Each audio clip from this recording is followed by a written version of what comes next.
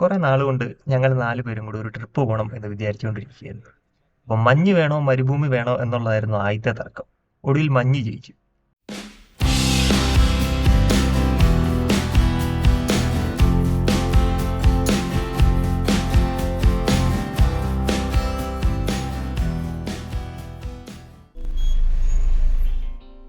ഇപ്പം നമ്മളുള്ളത് ബാഗ്ദോരയിലാണ്.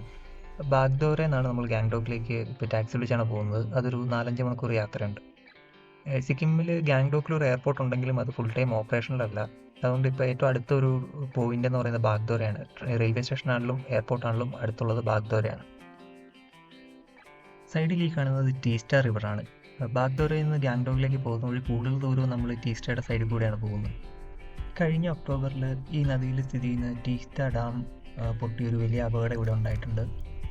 അതിൻ്റെ ബാക്കി നമുക്ക് ഈ പോകുന്ന വഴിക്ക് കാണാൻ പറ്റും. ഒത്തിരി മണ്ണൊലിച്ചു പോയതും പാലങ്ങൾ ഒലിച്ചു പോയതും ഒക്കെ നമുക്കിപ്പോഴും മുഴുവൻ പഴയ പോലെ ഒന്നും ആയിട്ടില്ല. അതിൻ്റെ പണികളൊക്കെ നടക്കുന്നുള്ളൂ. അത് നമുക്ക് ഈ പോകുന്ന വഴി മുഴുവൻ അത് കാണാൻ പറ്റും.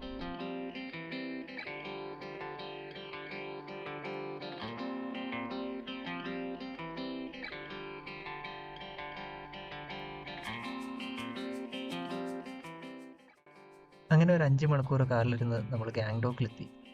ഗാംഗ്ടോക്കിൽ ഹോസ്റ്റൽ എന്ന് പറഞ്ഞിട്ട് ഒരു ബാക്ക് പാക്കർ ഹോസ്റ്റലിലാണ് നമ്മൾ റൂം ബുക്ക് ചെയ്തിരുന്നത്. ഒരു എക്കണോമിക്കൽ റൂം നോക്കി എടുത്തതാണ്.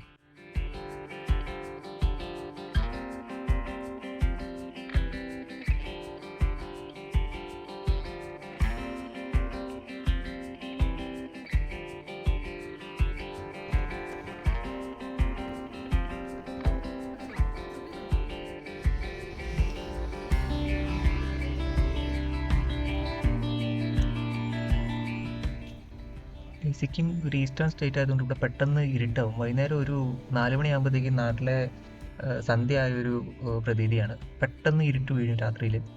അപ്പോൾ ഞങ്ങൾ ഹോസ്റ്റലിൽ ചെക്ക് ഇൻ ഒക്കെ ചെയ്തിട്ട് ഞങ്ങൾ പതുക്കെ MG മാർക്കിലേക്ക് നടക്കാൻ ഇറങ്ങി. അതൊരു 2 കിലോമീറ്റർ മിച്ചമേ ഉള്ളൂ. പക്ഷേ കയറ്റമൊക്കെ കയറി ഇറങ്ങി ഒരു 1/4 മണിക്കൂർ നടത്തമുണ്ടായി.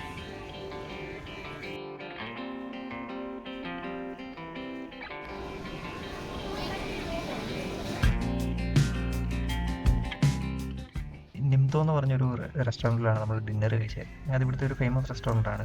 നേപ്പാളീസ് കുസീന് അതേപോലെ ടിബറ്റനും സിക്കിമീസ് കുസീനും ഒക്കെ കിട്ടുന്ന ഒരു അടിപൊളി ഒരു റെസ്റ്റോറൻ്റാണ്.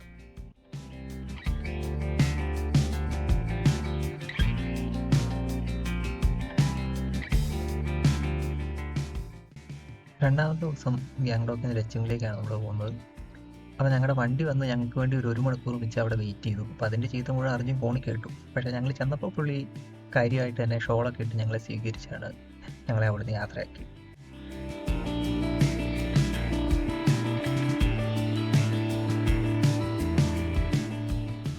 ലച്ചിങ്ങിലേക്ക് പോകുന്ന വഴി നമ്മുടെ നാട്ടിലെ ഹൈ റേഞ്ചിലെ റോഡുകളൊക്കെ പോലെ തന്നെ നമുക്ക് തോന്നും. പക്ഷെ ഒരു വ്യത്യാസമായിട്ട് തോന്നുന്നത്, ഒന്ന് കൊക്കയ്ക്ക് ഇച്ചിരി ആഴം കൂടുതലാണ് സൈഡിൽ.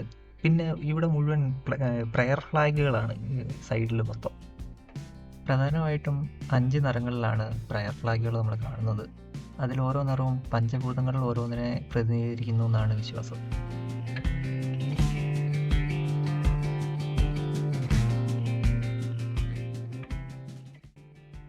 ഈ പാലങ്ങളിലൊക്കെ ഒരു സമയം ഒരു വണ്ടി വെച്ചേ കടത്തി വിടുകയുള്ളൂ. ഇവിടുത്തെ വഴികളെല്ലാം തന്നെ ബോർഡർ റോഡ്സ് ഓർഗനൈസേഷൻ BROയുടെ കീഴിലുള്ളതാണ്.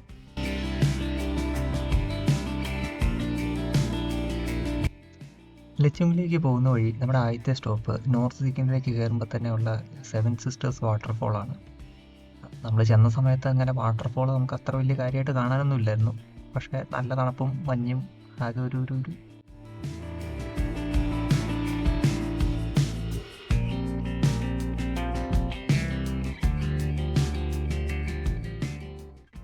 പോയ വഴിക്ക് ഫുഡ് കഴിക്കാനായിട്ട് ഞങ്ങളൊരു ചെറിയ ചായക്കടയിൽ കയറി.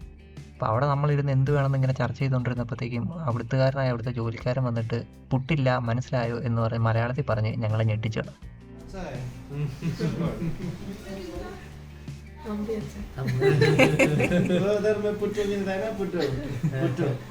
പുള്ളിക്കാരൻ എറണാകുളത്തിനടുത്ത് എവിടെ ഒരു ഹോളോറിക്സ് കമ്പനിയിൽ 3 വർഷം ജോലി ചെയ്തിട്ടുണ്ടായിരുന്നു അത്ര. അപ്പം ഞങ്ങളുടെ കലയിലൊക്കെ കേട്ട് പുള്ളി ഞങ്ങളെ കുറച്ച് നേരം എൻ്റർടൈൻ ചെയ്തു.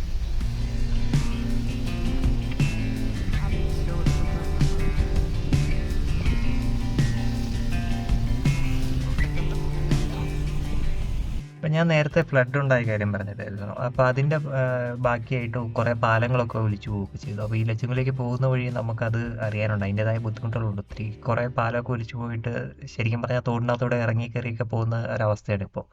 ഈ BRO കുറേ ടെമ്പററി റോഡുകളൊക്കെ അല്ല ടെമ്പററി പാലങ്ങളൊക്കെ ഉണ്ടാക്കി വെച്ചിട്ടുണ്ട്.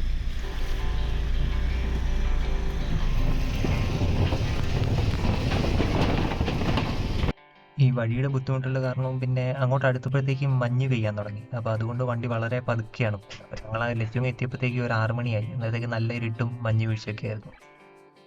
അപ്പോൾ ഞങ്ങളവിടെ എത്തിയപ്പോൾ കിട്ടിയ ഒരു പണി എന്ന് പറഞ്ഞാൽ കറണ്ട് ഇല്ലായിരുന്നു. അവിടെ -6 ആയിരുന്നു അന്ന് ആ സമയത്ത് ടെമ്പറേച്ചർ. അപ്പം ഹോട്ടലുകാർ അവിടെ ഒരു ക്യാമ്പ് ഫയർ പോലെയൊക്കെ സെറ്റ് ചെയ്ത്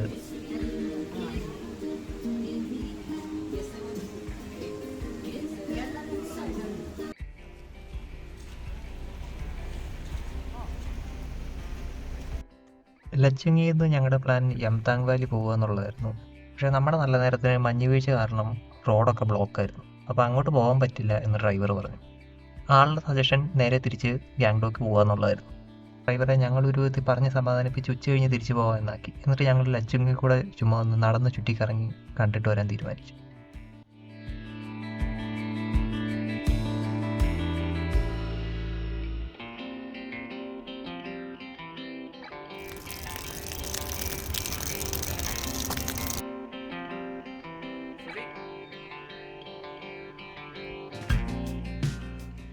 പിന്നെ അതിലെ നടന്ന് കാണുന്ന ഒരു അഡ്വഞ്ചർ ആയിരുന്നു. അത് ഈ മഞ്ഞിനകത്തൂടെ നടക്കുക എന്ന് പറയുന്നത്, തെന്നി വീഴാണ്ട് നടക്കുക എന്ന് പറയുന്നത് തന്നെ ഒരു വലിയ സർക്കസ് കളിയായിരുന്നു.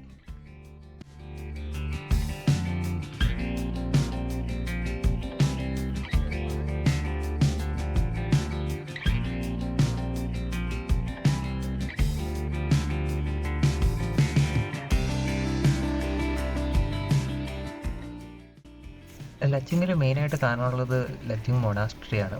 അപ്പോൾ ഞങ്ങൾ അങ്ങോട്ട് നടന്നു. ഈ പോയ വഴിക്ക് മൊത്തം ഇതേപോലെ മഞ്ഞും അതിനകത്ത് വണ്ടികൾ പെട്ട് കിടക്കുന്നതും ആൾക്കാർ തള്ളി വണ്ടി കയറ്റുന്നതൊക്കെ കാണാമായിരുന്നു. കാര്യം മഞ്ഞ് കാണാൻ വേണ്ടിയിട്ടാണ് 0 പോയിന്റ് പോകാറ്. ഞങ്ങൾക്കിപ്പോൾ എന്തായാലും 0 പോയിന്റ് പോകേണ്ടി വന്നില്ല. ലച്ചിങ്ങും ഫുള്ള് മഞ്ഞായിരുന്നു. അപ്പോൾ അങ്ങനെ ഒരു ഗുണം ഉണ്ടായി.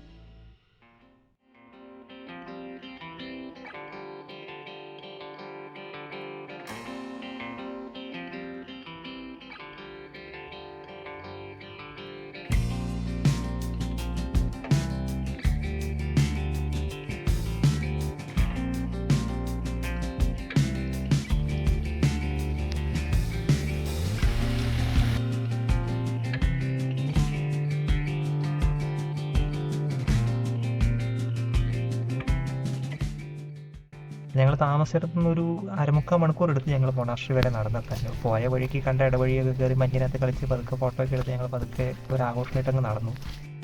അങ്ങനെ ഞങ്ങൾ മൊണാസ്ട്രി എത്തി. മൊണാസ്ട്രി 19-ാം നൂറ്റാണ്ടിൽ മറ്റോ പണിത ഒരു മൊണാസ്ട്രിയാണ്. പക്ഷേ ഞങ്ങളുടെ കഷ്ടകാലത്തിന് മൊണാസ്ട്രി അടച്ചായിരുന്നു. അതുകൊണ്ട് അതിൻ്റെ ചുറ്റും നടന്ന് കാണാനേ പറ്റുള്ളൂ.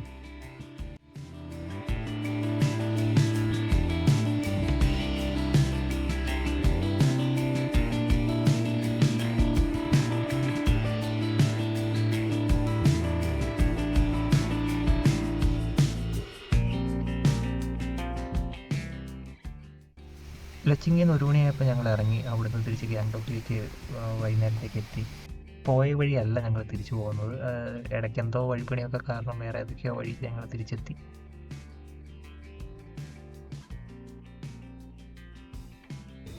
ഗാങ്ടോക്കിലെ ആ ഒരു 1 ഡേ ട്രിപ്പിൻ്റെ വിശേഷങ്ങൾ നമുക്ക് അടുത്ത വീഡിയോയിൽ കാണാം.